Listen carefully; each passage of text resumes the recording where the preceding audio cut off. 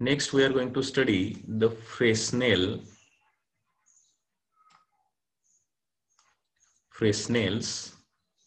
biprism experiment.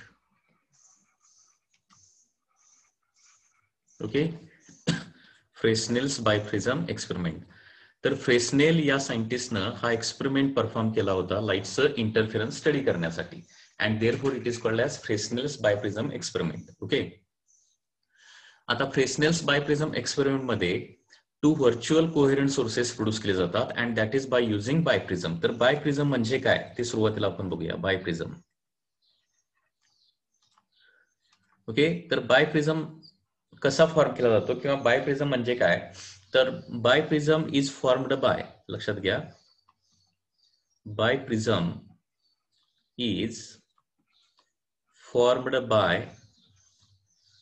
formed by joining, biprism is formed by joining two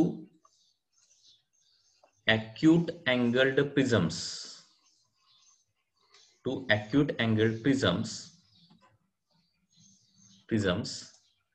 base to base. Okay, biprism मध्ये 2 prism असतात आणि हे जे prism असतात ते अॅक्यूट अँगल म्हणजे त्यांचे अँगल जे आहेत ते लेस दॅन 90 डिग्री असतात आणि व्हेरी स्मॉल असतात. आणि हे 2 प्रिझम काय केलेले आहेत, बेस टू बेस जॉईन केलेले आहेत. Okay, this two prisms are joined base to base. Okay, so 2 prism base to base join केल्यानंतर आपल्याला काय मिळतो, बायप्रिझम मिळतो. Okay, so it is like this.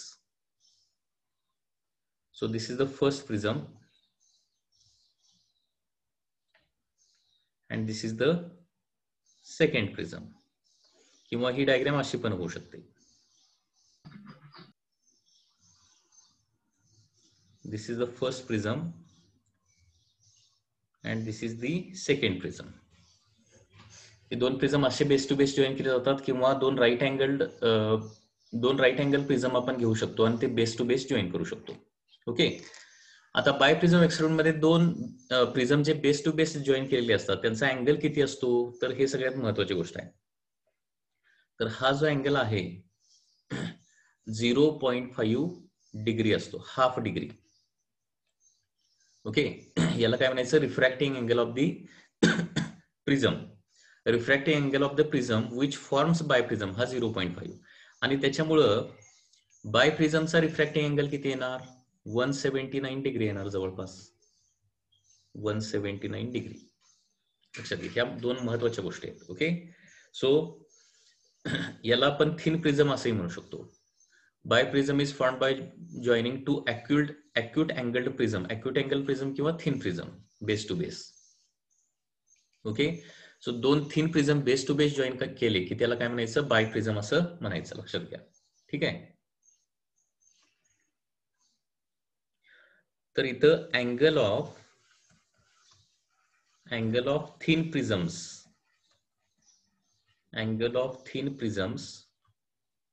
which forms biprism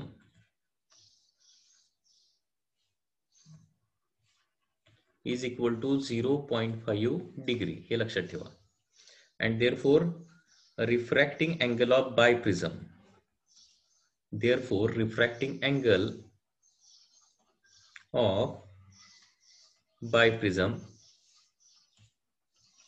refracting angle of biprism is 179 degree. हे MCQ point of view 2 point लक्षात ठेवावे लागतील. बायप्रिझमचा रिफ्रॅक्टिंग अँगल विचारला, रिफ्रॅक्टिंग अँगल म्हणजे हा अँगल, लक्षात घ्या, त्याला ए असं म्हणतो, रिफ्रॅक्टिंग अँगल. बायप्रिझमचा रिफ्रॅक्टिंग अँगल किती असतो, 179 डिग्री. आणि थिन प्रिझमचा रिफ्रॅक्टिंग अँगल विचारला. Okay, angle of thin prism किंवा refracting angle of thin prism. Refracting angle of thin prism असतो 0.5 degree. Okay,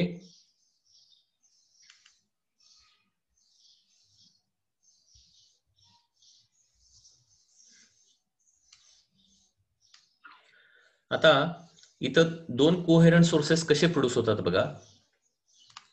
production of coherent sources bye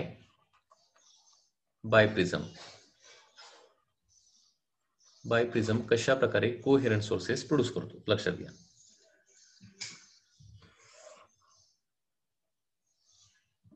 तर for example this is biprism.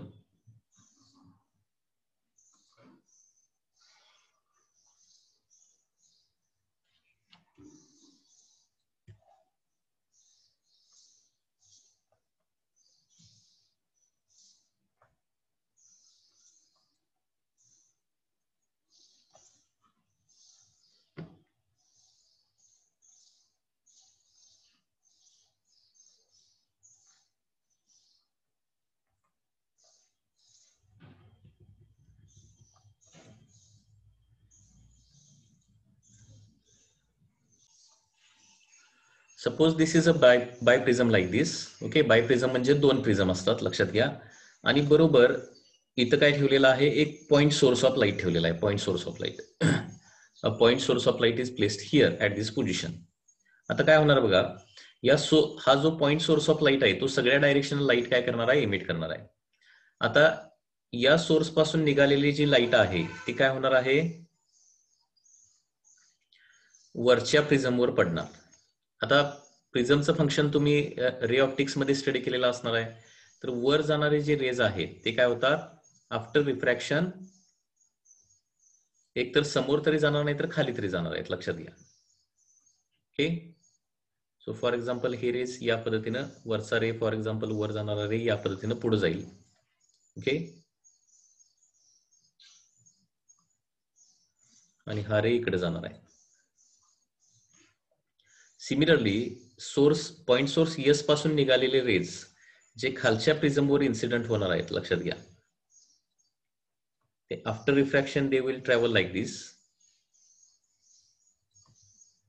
Okay,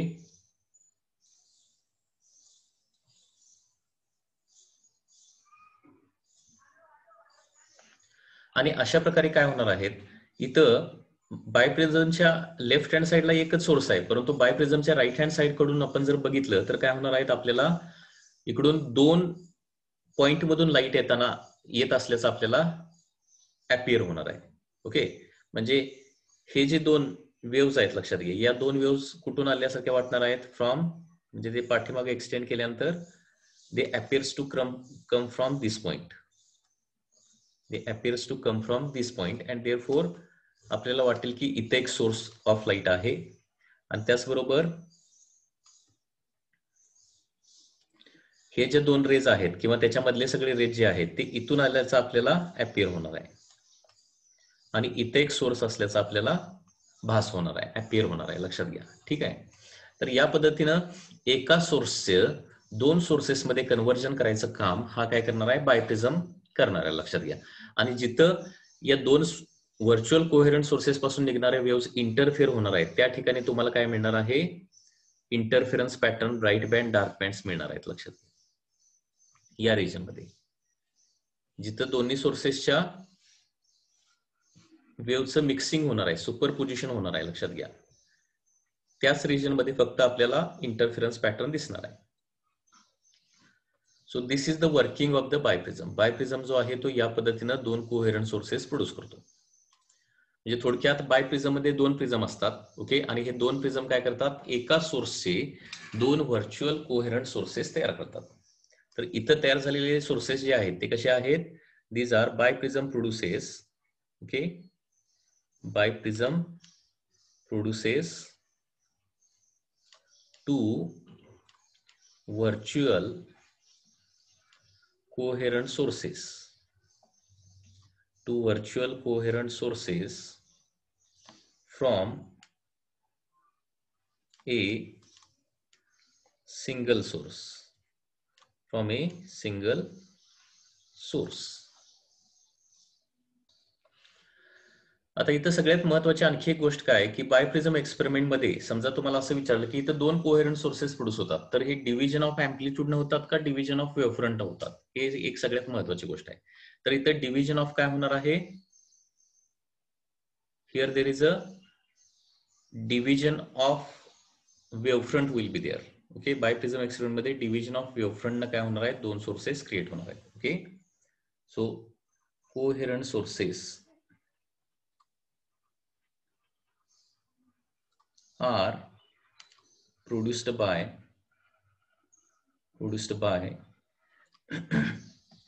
division of wavefront.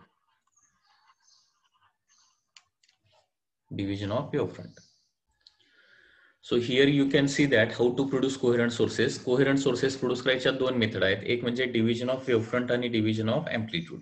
तर हे तुम्हाला व्यवस्थित लक्षात ठेवावं लागेल की YDST Young's double slit experiment किंवा बायप्रिझम एक्सपेरिमेंट मध्ये काय होतं, डिव्हिजन ऑफ वेव्हफ्रंट आपण काय करतो, 2 कोहेरंट सोर्सेस प्रोड्यूस करतो. Okay, division of wavefront. Lloyd mirror मध्ये देखील डिव्हिजन ऑफ वेव्हफ्रंटच आहे, लक्षात घ्या. YDSC मध्ये डिव्हिजन ऑफ वेव्हफ्रंट, बायप्रिझम एक्सपेरिमेंट मध्ये डिव्हिजन ऑफ वेव्हफ्रंट आणि लॉइड मिरर मध्ये देखील डिव्हिजन ऑफ वेव्हफ्रंट. आणि डिव्हिजन ऑफ एम्प्लिट्यूड कोणामध्ये होतं, थिन फिल्म इंटरफेरन्स, जे आपण ऑलरेडी स्टडी केलेलं आहे. थिन फिल्म इंटरफेरन्स मध्ये डिव्हिजन ऑफ एम्प्लिट्यूडनं किंवा मायकलसन्स इंटरफेरन्स किंवा न्यूटन्स रिंग्स मध्ये देखील काय होतं, डिव्हिजन ऑफ एम्प्लिट्यूड. म्हणजे इंटेन्सिटी इथं डिवाइड होते आणि इथं वेव्हफ्रंट डिवाइड होतो. लक्षात येतंय?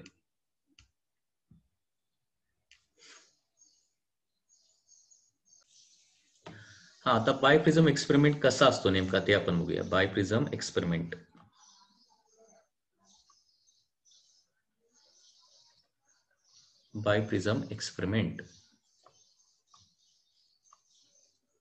ओके, तर बायप्रिझम एक्सपेरिमेंट मध्ये काय असणार आहे बघा, या पद्धतीने एक ऑप्टिकल बेंच असेल. There will be optical bench like this.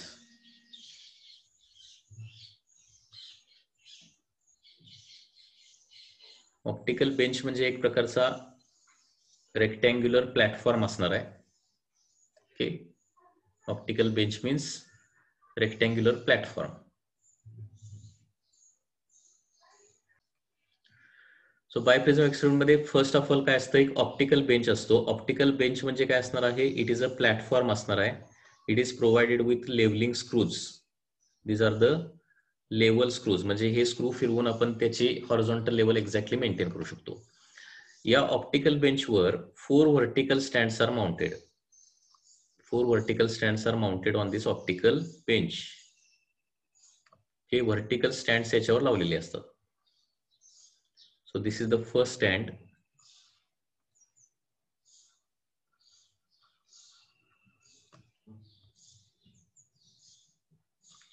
This is the second stand. This is the third stand. And this is the fourth stand. असे 4 स्टँड याच्यावर लावलेले आहेत, लक्षात घ्या.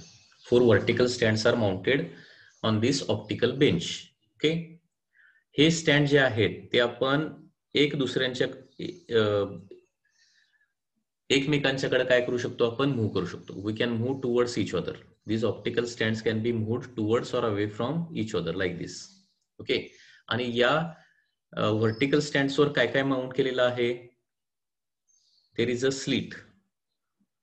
फर्स्ट व्हर्टिकल स्टँडवर एक स्लीट माउंट केलेली असते. Slit acts as a source of light. ही स्लीट जी आहे ती एका सोर्स ऑफ लाईटच्या साईडने इल्युमिनेट केल्यानंतर ती देखील सोर्स ऑफ लाईट म्हणून ऍक्ट होणार आहे. सेकंड व्हर्टिकल स्टँडवर काय प्लेस केलेला असणार आहे, there is a biprism. Biprism is mounted on the second stand.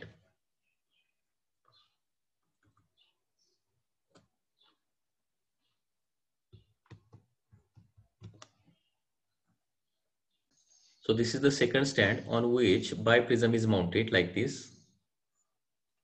On third stand, a convex lens is placed, and on the fourth stand there is a eyepiece. Eyepiece असणार आहे. Eyepiece म्हणजे it is like a optical instrument which consists of convex lenses and so on.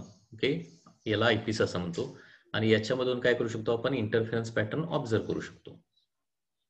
We can see the interference pattern through this. So बायप्रिझम एक्सपेरिमेंटचे हे main components आहेत. याला काय म्हणायचं, optical bench असं म्हणायचं. वन्स अगेन बघा, दिस इज ऑप्टिकल बेंच. ऑप्टिकल बेंचवर 4 stands mount केलेले असणार आहेत. 4 स्टँड मध्ये फर्स्ट स्टँडवर असणार आहे जनरली स्लीट, सेकंड स्टँडवर असणार आहे this is biprism, okay. Third स्टँडवर असणार आहे लेन्स अँड लास्ट स्टँडवर असणार आहे eyepiece provided with a micrometer. So this is the total arrangement of the biprism experiment. Okay, तर या पद्धतीनं बायप्रिझम एक्सपेरिमेंटची अरेंजमेंट असते. ओके, आता या बायप्रिझम एक्सपेरिमेंट मध्ये हा एक्सपेरिमेंट परफॉर्म कसा केला जातो आणि याच्या साहाय्याने फ्रिंज विड्थ, वेव्हलेंथ ऑफ कसं काय डिसाईड केलं जातं लक्षात घ्या. ठीक आहे, तर याच्यामध्ये इनिशियली काय करायचं, स्लीट, बायप्रिझम आणि आयपीस या तीनच गोष्टी ठेवायच्या. लेन्स इथं ठेवायची नाही सुरुवातीला. Okay, initially slit, biprism and eyepiece is only mounted.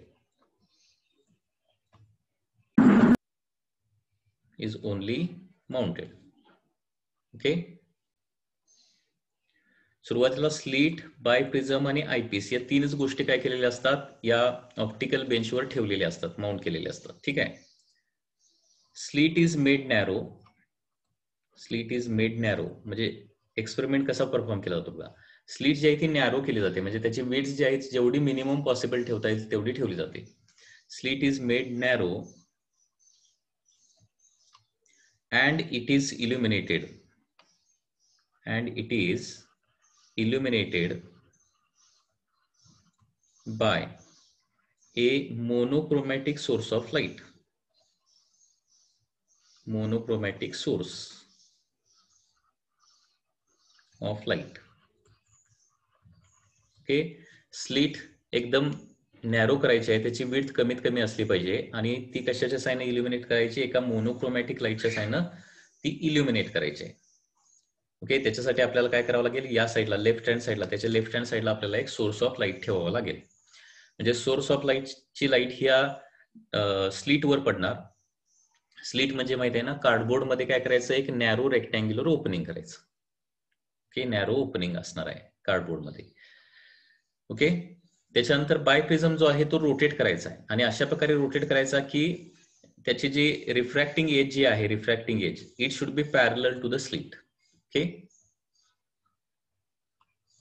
बायप्रिझम is rotated so that its refracting edge become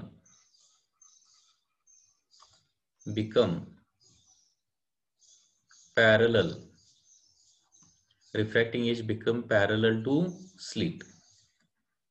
म्हणजे हे असं झालं पाहिजे, लक्षात घ्या. 3 डायमेन्शन मध्ये समजा ही स्लीट आहे, म्हणजे हा कार्डबोर्ड आणि त्याच्यामध्ये एक नॅरो ओपनिंग. या नॅरो ओपनिंगलाच आपण काय म्हणतो, ऍक्च्युली स्लीट असं म्हणतो. दिस इज स्लीट आणि इथं बायप्रिझम असणार आहे.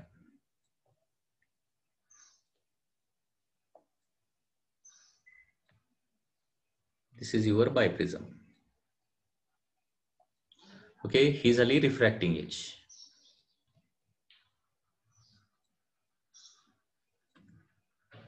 रिफ्रॅक्टिंग एज असं याला म्हणायचं.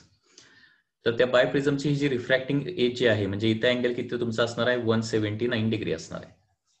तर त्याची जी एज आहे ना ती स्लीटला पॅरल असेल, अशा प्रकारे हे इथं बायप्रिझम अरेंज करायचं आहे. Okay, parallel to the slit and then observed through eyepiece and then observed through eyepiece. आणि त्याच्यानंतर काय करायचं, आयपीस मधून ऑब्झर्व करायचं. we can see interference pattern.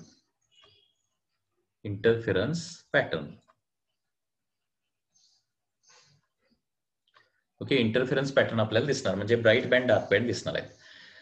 म्हणजे सुरुवातीला बायप्रिझम एक्सपेरिमेंट मध्ये काय काय असतं लक्षात घ्या, स्लीट, बायप्रिझम आणि आयपीस हे तीनच एलिमेंट असतात. स्लीटच्या लेफ्ट हँड साईडला एक सोर्स ऑफ लाईट ठेवायचा आणि तो सोर्स ऑफ लाईट ऑन करायचा. स्लीट नॅरो करायची, म्हणजे त्याची विड्थ जेवढी मिनिमम करता येईल तेवढं करायचं. बायप्रिझम रोटेट करायचा आणि अशा प्रकारे रोटेट करायचा की जेणेकरून रिफ्रॅक्टिंग एज, बायप्रिझम अशा प्रकारे सेट करायचा की त्याची रिफ्रॅक्टिंग एज जी आहे ती स्लीटला पॅरलल असली पाहिजे. इथं लेन्स सुरुवातीला मध्ये नसणार आहे. ही कॉन्व्हेक्स लेन्स इथं दाखवलेली आहे, त्याचा यूज जो आहे तो नंतर होणार आहे, आता नाही होत, लक्षात घ्या. आणि स्लीट, बायप्रिझम आणि आयपीस हे एका लेवलला पाहिजेत, एकाच हाईटला असले पाहिजेत. They should be at the same height compulsorily. Okay. आणि या पद्धतीनं सेटिंग करून आपण आयपीस मधून बघितल्यानंतर आपल्याला आयपीस मध्ये ब्राईट बँड आणि डार्क बँड दिसणार आहेत. म्हणजे इथं स्क्रीन नसणार आहे की ज्या स्क्रीनवर आपण, म्हणजे वायडीएससी मध्ये काय करतो आपण, एका स्क्रीनवर ब्राईट आणि डार्क बँड पाडतो. तर इथं आयपीस मधून बघितल्यानंतर काय होणार आहे, तुम्हाला ब्राईट आणि डार्क बँड दिसणार आहेत. म्हणजे eyepiece is like a screen, लक्षात घ्या. Eyepiece is like a screen.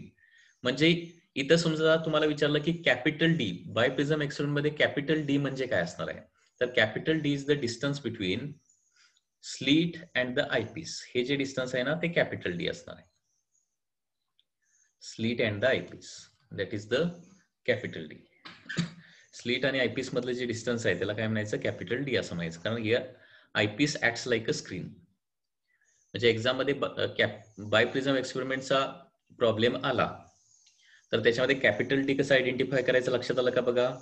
Capital D बायप्रिझम experiment मध्ये कॅपिटल डी म्हणजे distance between the slit and the eyepiece, हे लक्षात ठेवायचं.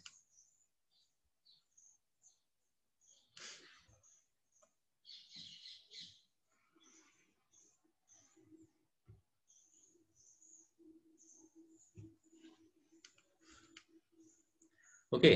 आता या बायप्रिझम एक्सपेरिमेंटच्या सहाय्यानं आपण फ्रिंज विड्थ किंवा वेव्हलेंथ ऑफ लाईट कसं मेजर करू शकतो. कारण फ्रिंज विड्थ किंवा वेव्हलेंथ जर मेजर करायचे असेल तर आपल्याला एक नंबर ऑफ गोष्टीच डिसाईड कराव्या लागतील. ठीक आहे.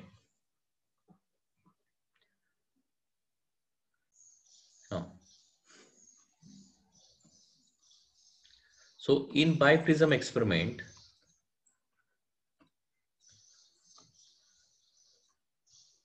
बायप्रिझम एक्सपेरिमेंट परफॉर्म करत असताना ओके कशा कशाचे मेजरमेंट करतात ते आपण आता सुरुवातीला बघूया. तर measurement of first capital D, measurement of capital D. Okay. आता हे कॅपिटल डी म्हणजे काय असतं, तर distance between sources and screen असतं. Distance between sources and the screen. तर या ठिकाणी बायप्रिझम एक्सपेरिमेंट मध्ये कॅपिटल डी म्हणजे काय होणार आहे, it is distance between slit and eyepiece असणार आहे. हे व्यवस्थित लक्षात ठेवा. बायप्रिझम एक्सपेरिमेंट मध्ये कॅपिटल डी म्हणजे distance between slit and eyepiece. आणि हे मेजर कसं करायचं, तर it is measured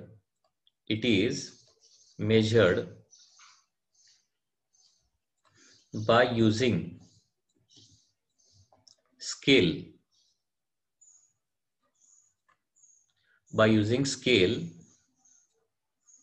marked on optical bench.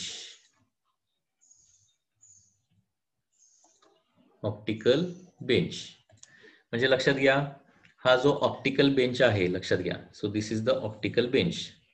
ठीक आहे. या ऑप्टिकल बेंचवर इथं कुठेतरी स्लीट असणार आहे तुमची, बरोबर. आणि त्याचबरोबर इथं कुठेतरी शेवटी काय असणार आहे, आयपीस असणार आहे. या आयपीस मध्ये आपण बघत असणार आहे. तर इथं या ऑप्टिकल बेंचवरच एक स्केल लावलेली असते किंवा स्केल मार्क केलेली असते. तर स्लीटचं जे व्हर्टिकल स्टँड आहे त्या स्टँड पासून आयपीसचं जे व्हर्टिकल स्टँड आहे तिथपर्यंतचं जे डिस्टन्स आहे ते काय करायचं, इथं जी स्केल असते त्या स्केलवर बघायचं आहे आपल्याला रिडिंग. म्हणजे स्लीटचं जे स्टँड आहे ते किती रिडिंगला आहे ते बघावं लागेल, आयपीसचं जे स्टँड आहे ते किती रिडिंगला बघावं असेल ते बघावं लागणार आहे. आणि या दोन रिडिंगचा डिफरन्स काढला की आपल्याला काय मिळणार आहे, कॅपिटल डी मिळणार आहे. Okay. So in this way in biprism experiment capital D is measured. Second, measurement of the fringe width. Measurement of fringe width capital X. Fringe width किंवा त्याला काय म्हणतो आपण बँड विड्थ असं म्हणतो. बाय प्रिझम एक्सपेरिमेंट मध्ये fringe width किंवा band width कशी मेजर करायची लक्षात घ्या. आता आपल्याला ब्राईट आणि डार्क बँड कुठं दिसतात? स्क्रीनवर तर इथं दिसत नाहीत, म्हणजे इथं काही स्क्रीन नसते, तर त्याच्याऐवजी काय असतं आयपीस असतं, आणि त्या आयपीस मध्ये आपल्याला ब्राईट आणि डार्क बँड दिसत असतात. तर फाईल म्हणजे आयपीस मधून बघितल्यानंतर आपल्याला इंटरफेरन्स पॅटर्न कसा दिसत असतो लक्षात घ्या. फाईल observing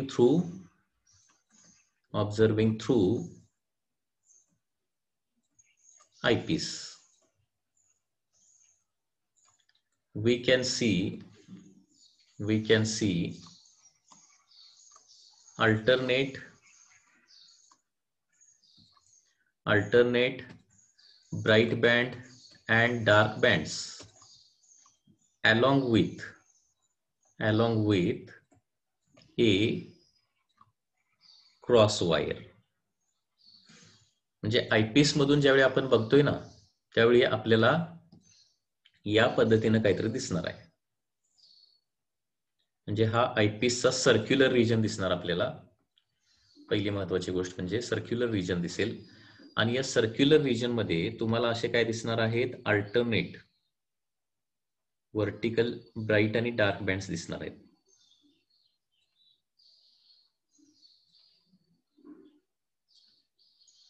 ओके, याच्यामध्ये एक ब्राईट बँड त्याला लागून डार्क बँड, एक ब्राईट बँड त्याला लागून डार्क बँड दिसणार. आणि इन ऍडिशन टू दिस याच्यामध्ये काय दिसतात तुम्हाला? एक क्रॉस वायर दिसते. क्रॉस वायर म्हणजे या पद्धतीनं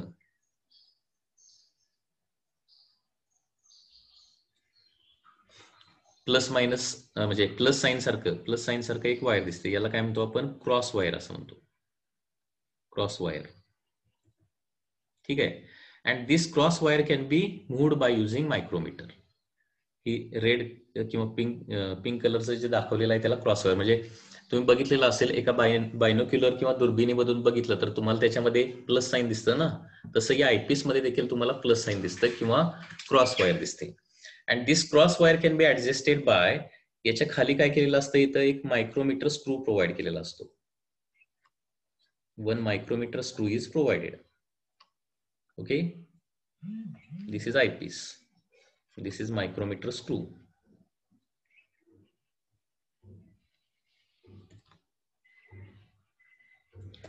Okay, and by using this micrometer screw you can move this cross wire from one bright band to another bright band. एका ब्राईट बँड पासून दुसऱ्या ब्राईट बँड पर्यंत ही क्रॉस वायर जी आहे ती काय करू शकतो आपण? मूव्ह करू शकतो, ट्रॅव्हल करू शकतो. Okay, the cross wire can be moved through bright band and dark bands.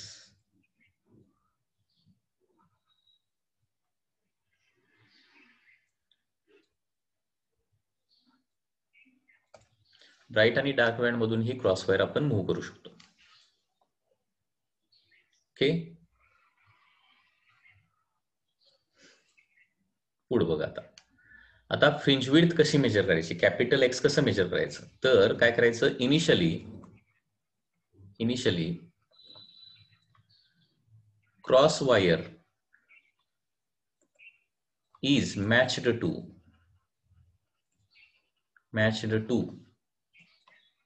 ABB.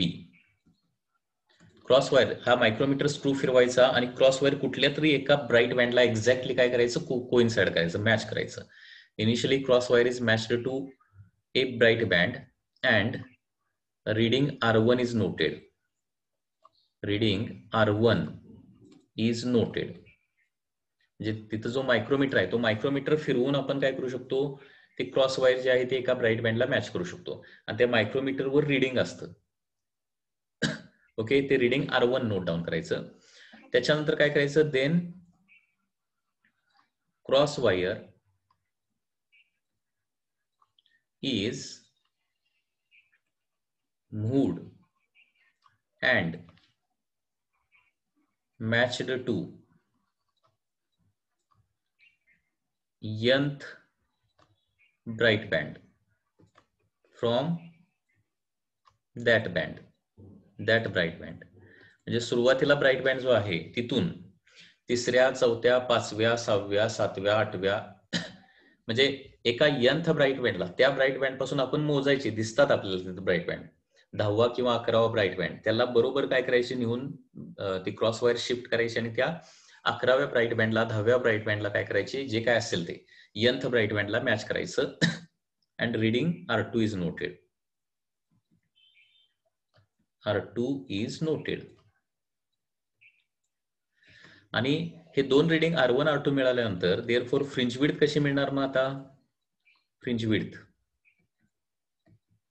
Width capital X is equal to R2 reading minus R1 reading केलं तर आपल्याला काय मिळणार, त्या दोन ब्राईट बँड मधलं डिस्टन्स मिळणार. R2 reading minus R1 reading केलं की त्या दोन ब्राईट बँड मधला डिस्टन्स मिळणार, आणि त्या दोन ब्राईट बँड मधला डिस्टन्स डिवायडेड बाय त्या दोन ब्राईट बँडच्या मध्ये किती ब्राईट बँड आहे, ती N ब्राईट बँड आहे, डिवायडेड बाय N म्हणजे काय मिळेल आपल्याला, फ्रिंज विड्थ. तर या पद्धतीनं या एक्सपेरिमेंट मध्ये फ्रिंज विड्थ मेजर केली जाते. कारण आपल्याला त्या आयपीस मध्ये इंटरफेरन्स पॅटर्न ऍक्च्युअली दिसतोय सध्या. ओके, सध्या आपल्याला इंटरफेरन्स पॅटर्न दिसतोय. So R2 minus R1 divided by N या पद्धतीने आपल्याला काय मिळेल, फ्रिंज विड्थ मिळणार आहे. आता एका ब्राईट बँडला मॅच करून लगेच त्याच्या लगतच्या ब्राईट बँडला मॅच केलं तरी पण फ्रिंज विड्थ मिळणार आहे. परंतु मेजरमेंट टॉपिक मध्ये आपण बघितलंय की जेवढं जास्त रिडिंग घेतलं जातं तेवढं एरर काय होते, कमी होते. ओके, म्हणजे पहिल्या ब्राईट बँडला वायर मॅच केली, रिडिंग R1 नोट डाऊन केलं, त्याच्या लगतच्या ब्राईट बँडला मॅच केली, रिडिंग R2 नोट डाऊन केलं आणि R2 मायनस R1 केलं तरी देखील तुम्हाला बँडविड्थ मिळणार आहे. परंतु पहिल्या ब्राईट बँडला मॅच केलं, रिडिंग R1 नोट डाऊन केला आणि नंतर 10व्या ब्राईट बँडला मॅच केलं, त्याच्यापासून 10वा काउंट करायचा आणि त्या 10व्याला बरोबर मॅच करायचं आणि रिडिंग R2 नोट डाऊन करायचं, आणि आता R2 minus R1 divided by 10 केलं तर ते जास्त करेक्ट रिडिंग असणार आहे. म्हणजे 10 ब्राईट बँडचं डिस्टन्स डिवायडेड बाय 10. हे बघा, 3 ब्राईट बँडचं डिस्टन्स डिवायडेड बाय 3, 10 ब्राईट बँडचं डिस्टन्स डिवायडेड बाय 10 आणि 100 ब्राईट बँडचं डिस्टन्स डिवायडेड बाय 100. ओके, याच्यामध्ये जास्त सगळ्यात जास्त ऍक्युरेट रिडिंग कुठलं असणार आहे फ्रिंज विड्थचं, तर 100 ब्राईट बँड मधलं डिस्टन्स डिवायडेड बाय 100 हे जास्त ऍक्युरेट असणार आहे. ही ऍक्युरेसीची कन्सेप्ट आहे किंवा प्रिन्सिपल आहे, जे मेजरमेंट टॉपिक मध्ये तुम्ही स्टडी केला असणार, याच्यासाठी ते केलं जातं. तर आतापर्यंत आपण काय केलं, कॅपिटल डी मेजर केला, कॅपिटल एक्स मेजर केला, आता स्मॉल डी मेजर करायचं. कारण ह्या 3 टर्म आपल्याला मिळाल्या की आपल्याला वेव्हलेंथ मेजर करू शकतो. म्हणजे बायप्रिझम एक्सपेरिमेंटचा ऍक्च्युअली बेसिक यूज काय आहे, तर कुठल्याही लाईटची आपण wavelength by using interference measure करू शकतो. कारण फ्रिंज विड्थचा फॉर्म्युला काय असतो, lambda capital D by small D असतो. सो लॅम्बडाचा फॉर्म्युला काय येणार आहे, XD बाय डी येणार. याच्यामध्ये आपल्याला दोन गोष्टी ऑलरेडी मिळालेल्या आहेत, एक म्हणजे फ्रिंज विड्थ मिळाली आणि कॅपिटल डी मिळालेला आहे. फक्त आता स्मॉल डी म्हणजे काय, distance between two coherent sources आपल्याला काढायचं आहे. Distance between two coherent sources. So this is the third measurement. Distance between two